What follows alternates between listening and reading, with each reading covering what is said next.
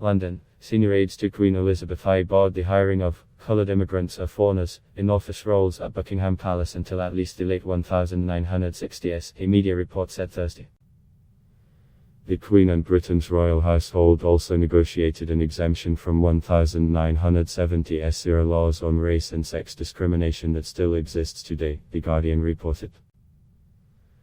Citing historical papers it unearthed at the National Archives, the newspaper said that in 1968, the Queen's chief financial manager told government officials of the hiring policy towards ethnic minorities. It was not, in fact, the practice to appoint coloured immigrants or foreigners to clerical and other office posts, one document quoted the royal courtier as having stated. Coloured applicants were considered only for ordinary domestic posts, it added.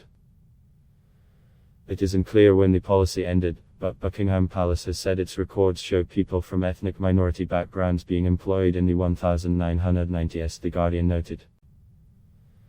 The palace added it did not keep records on the racial backgrounds of employees prior to that, according to the paper.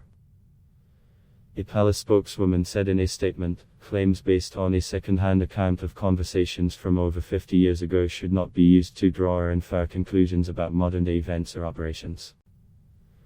She added the royal household complied with the provisions of the 2010 Equality Act in principle and in practice. Any complaints that might be raised under the Act follow a formal process that provides a means of hearing and remedying any complaint, the spokeswoman said. The revelations are the latest in an ongoing investigation by The Guardian into the royal family's use of an arcane parliamentary procedure, known as Queen's Consent, to influence British legislation. The official documents show senior aides to Britain's longest-serving monarch coordinated with government officials on the wording of new racial and sexual equalities laws in the 1970s. The exemption secured for the royal household meant a government board, rather than the courts, has since dealt with allegations of discrimination within the royal household.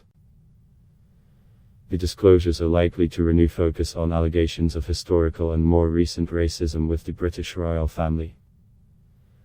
In a bombshell interview earlier this year, Prince Harry and his wife Meghan Markle revealed a family member had expressed concern about their expected child's skin color. Shock at the claim prompted Prince William, second in line to the throne and Harry's elder brother, to tell reporters in March that the family was very much not racist. Adblock test why.